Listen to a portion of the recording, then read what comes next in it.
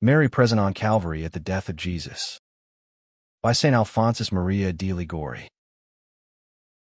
There stood by the cross of Jesus his mother. We observe in this the Queen of Martyrs, a sort of martyrdom more cruel than any other martyrdom, that of a mother so placed as to behold an innocent son executed upon a gibbet of infamy. She stood. Ever since Jesus was apprehended in the garden, he has been abandoned by his disciples, but Mary abandons him not. She stays with him till she sees him expire before her eyes. She stood close by. Mothers, in general, flee away from the presence of their sons when they see them suffer, and cannot render them any assistance. Content enough would they be themselves to endure their sons' sufferings, and, therefore, when they see them suffering without the power of succoring them, they have not the strength to endure so great a pain, and consequently flee away and go to a distance. Not so Mary. She sees her son in torments. She sees that the pains are taking his life away, but she flees not, nor moves to a distance. On the contrary, she draws near to the cross whereon her son is dying.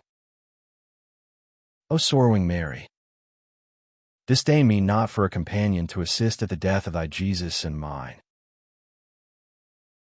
She stood near to the cross.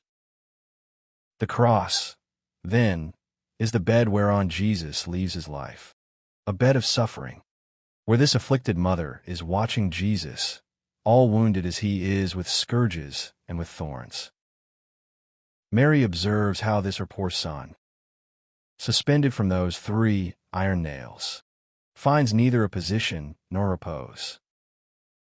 She would wish to give him some relief. She would wish, at least, since he has to die, to have him die in her arms.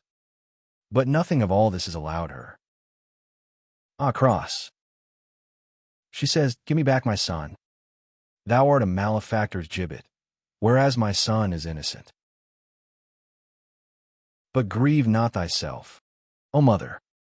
It is the will of the eternal Father that the cross should not give Jesus back to thee until after he has died and breathed his last. O Queen of Sorrows, obtain for me sorrow for my sins. There stood by the cross his mother. Meditate, my soul, upon Mary, as she stands at the foot of the cross watching her son. Her son.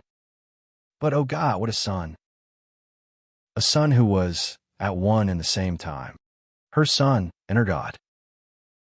A son who had from all eternity chosen her to be his mother, and had given her a preference in his love before all mankind and all the angels. A son so beautiful, so holy, and so lovely. A son who had been ever obedient unto her. A son who was her one and only love, being as he was both her son and God.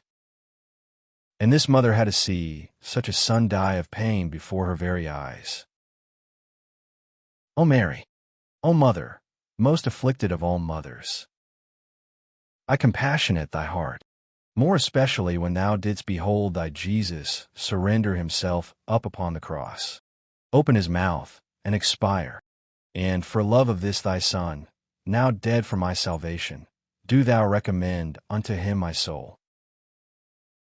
And do thou, my Jesus, for the sake of the merits of Mary's sorrows, have mercy upon me, and grant me the grace of dying for thee, as thou hast died for me.